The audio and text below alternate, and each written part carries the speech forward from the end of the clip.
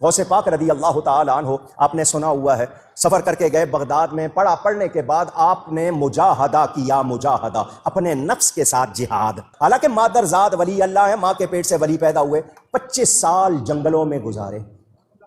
کتنا عرصہ؟ اونچی گئی ہے، آپ کو 1 سال گزارنا پڑ جائے۔ ابھی کووڈ ہوا تھا، کووڈ میں آپ کو لاک ڈاؤن کر دیا، نکلنا نہیں ہے، آپ سے 2 مہینے گزارے گئے؟ پوچھ رہا ہوں، تنگ آ گئے، ہم سے 2-4 مہینے نہیں گزارے گئے، 25 سال جنگلوں میں گزارے اس نفس کو قابو کرنے کے لیے۔ فرماتے ہیں ایسا پہلے پتے کھا لیتا تھا، گھاس کھا لیتا تھا، پھر وہ بھی چھوڑ دیے۔ 3 سال میں نے کچھ کھایا پیا نہیں، کچھ کھایا پیا۔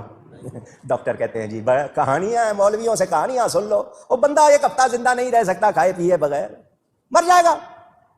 3 سال کچھ نہیں کھایا پیا زندہ رہے، کیسے ہو سکتا ہے؟ تم تو غوث پاک کو تو ہو گیا 1000 سال، ابھی 5 سال نہیں ہوئے بابا رحمت اللہ، جس کو بابا کیا کہتے تھے، دھنکا، اس بابے نے 25 سال کچھ کھایا پیا نہیں۔ ابھی کی بات، 5 سال پہلے انتقال ہوا ان کا۔ 25 سال اس بابے نے کچھ کھایا پیا اونچی نہیں، زندہ رہا ہے۔ کہاں اعتراض کرنے والے؟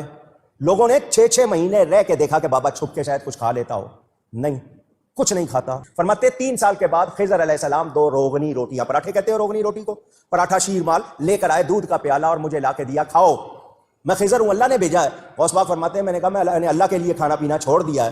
خضر علیہ السلام نے کہا مجھے اللہ ہی نے بھیجا ہے، لیکن غوث پاک محبوب ہیں، فرمایا جس کے لیے چھوڑا ہے جب وہ کہے گا تو کھاؤں گا، جب وہ کہے گا تو۔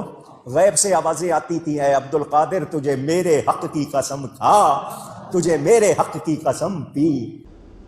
اگر آپ سمجھتے ہیں کہ بغیر کھائے پیے کو بزرگ زندہ رہ سکتا ہے تو صحیح بخاری مسلم میں یہ حدیثیں کیوں ہیں کہ نبی علیہ السلام بھی فاقے کی وجہ سے پتھر باندھتے تھے؟ اور وہ تو حدیث ہے، قرآن میں آنے سورہ مائدہ میں اللہ تعالیٰ فرماتا ہے 75 نمبر آیت میں کہ عیسیٰ اور ان کی ماں تو روٹی کھانے کے محتاج تھے، وہ تمہارے رب کیسے ہو سکتے ہیں؟ عیسیٰ اور ان کی ماں تو روٹی کے محتاج ہیں، اور بزرگوں نے 14 سال سے کچھ نہیں کھایا، تو سر پھر عیسیٰ نو چھڈو، اینو عیسیٰ دوتے لے جاؤ بزرگ نو، وہ چوری چھپے کھاندے جے اور ککر پھاڑ دے جے، تو کہ پتہ ہے کتنا کھاندے نے، اللہ کا بڑا فضل ہے انہوں تے، تو آڑے سامنے بھوکے بیٹھے رہتے ہیں، جب آپ چلے جاتے ہیں پھر دیکھیں وہ کیا کرتے ہیں، ٹھیک ہے؟ تو اگر کسی کو یقین نہیں ہے تو آپ ان کو لا کے کسی شیشے کے کمرے میں رکھ دیں، میرے خیال جب آپ ان کو بند کر کے تالا لگا لیں گے وہ خود ہی بزرگی سے توبہ کر لیں گے کہ نہیں جناب وہ انجی سی، سب تماشا چل رہا ہے۔ جب قرآن و سنت یہ کہہ رہا ہے، قرآن و سنت کی روشنی میں نبی صلی اللہ علیہ وآلہ وسلم کا سٹیٹس یہ ہے، صحابہ کرام کا سٹیٹس یہ ہے، اور آپ اپنے بزرگ بابوں کے بارے میں ان سے اونچا سٹیٹس کلیم کر رہے ہیں، تو اس کو میں کمپیریزن کرواتے ہوئے اینڈ پہ کہتا ہوں کہ اگر اللہ کے محبوب صلی اللہ علیہ وآلہ وسلم، صحابہ کرام علیہم رضوان وہ اس لیول پہ ہیں، تو بابوں کا جو لیول آپ نے کلیم کیا ہے وہ تو ان کے مقابلے میں شاہی کوئی نہیں ہے۔ تو اس طریقے سے جب ہم یہ باتیں کرتے ہیں تو ہمارا مقصد یہ ہوتا ہے کہ آپ کے دماغ کھولے جائیں۔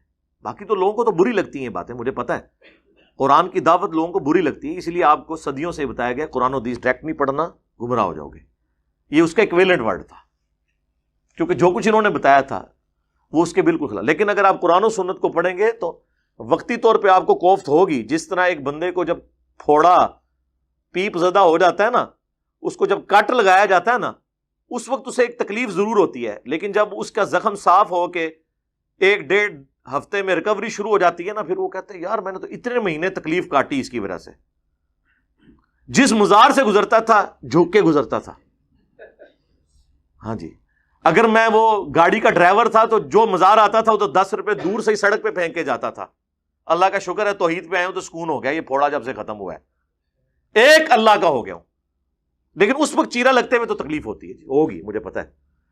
تو مجھے کسی کے بابوں سے کوئی لینا دینا نہیں ہے، بابوں کے مقابلے میں اپنے آپ کو نہیں لا رہا ہوتا، کتاب و سنت کو لے کے آ رہا ہوتا۔ اب چونکہ وہ ہے ہی اس کے مقابلے پہ ہے تو اب میں کیا کروں؟ میں تو کچھ نہیں کر سکتا۔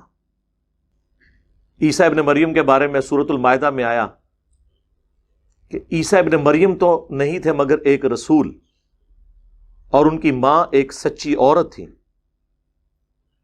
اور وہ دونوں کھانا کھایا کرتے تھے، یعنی وہ روٹی کے محتاج تھے۔